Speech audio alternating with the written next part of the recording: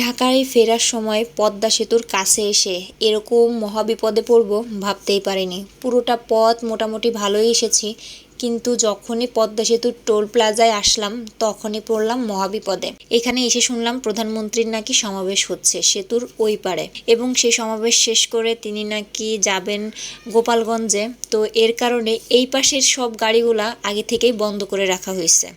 কত শত গাড়ি দাঁড়িয়ে আছে, এদের মধ্যে দুটো অ্যাম্বুলেন্সও ছিল। প্রায় 30-40 মিনিট যাবৎ রুগীর স্বজনেরা এই যারা দায়িত্বে আছে আর কি, তাদের কাছে আগতি মিনতি করে তারপর তাদেরকে ছাড়া হয়েছে। তো প্রধানমন্ত্রী কখন সমাবেশ শেষ করবে আর কখন সেতু পার হবে সেটা কেউ বলতেও পারছে না, অথচ শত শত গাড়ি আটকে রাখা হয়েছে। গাড়ির মধ্যে মানুষ অসহ্য হয়ে বাইরে বাচ্চা কাচ্চা নিয়ে বেরিয়ে আসছে। হ্যাঁ, এটাই আমাদের দেশ, আর এটাই আমাদের দেশের ব্যবস্থা। তো যাদেরকে আমরা ভিআইপি বানাই তাদের জন্য আমাদের ভোগান্তির শেষ নেই। নির্বাচনের আগে কত শত প্রতিশ্রুতি, আর নির্বাচন হয়ে গেলে জনগণের সমস্যার কোনো খবর কেউই রাখে না।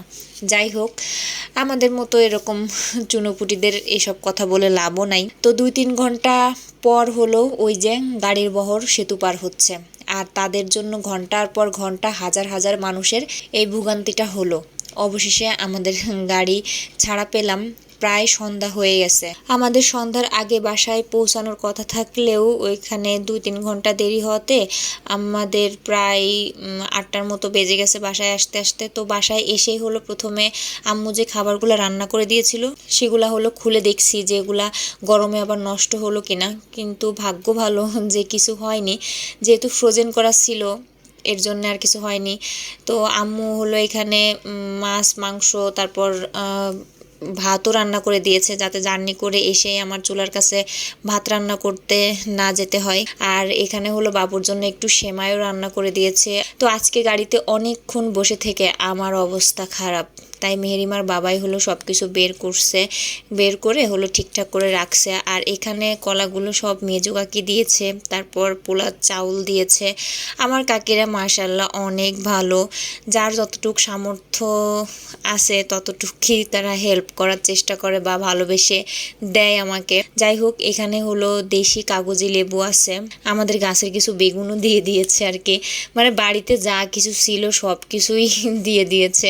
তো এখানে হলো সব ফ্রোজেন মাছ মাংস শাক সবজি, আর এগুলো সব কিছু আম্মু প্রসেস করে দিয়েছে, শুধু আমি রান্না করে খাবো। তো এইখানে 20 লিটারের মতো দুধ আছে।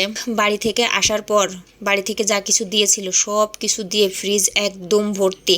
আমি যে অন্য কোনো বাজার করে ফ্রিজে রাখবো একটুও জায়গা নেই। এখানে 1 বস্তা পেঁয়াজ আছে, আমার শাশুড়ি মা হলো পেঁয়াজের সিজনে পেঁয়াজ কিনে রেখেছিল, তো আমাদের আবার আসার সময় 1 বস্তা দিয়ে দিয়েছে। আর এটা দিয়েও আমাদের অনেক দিন পর্যন্ত চলে যাবে, পেঁয়াজ কেনাও লাগবে না।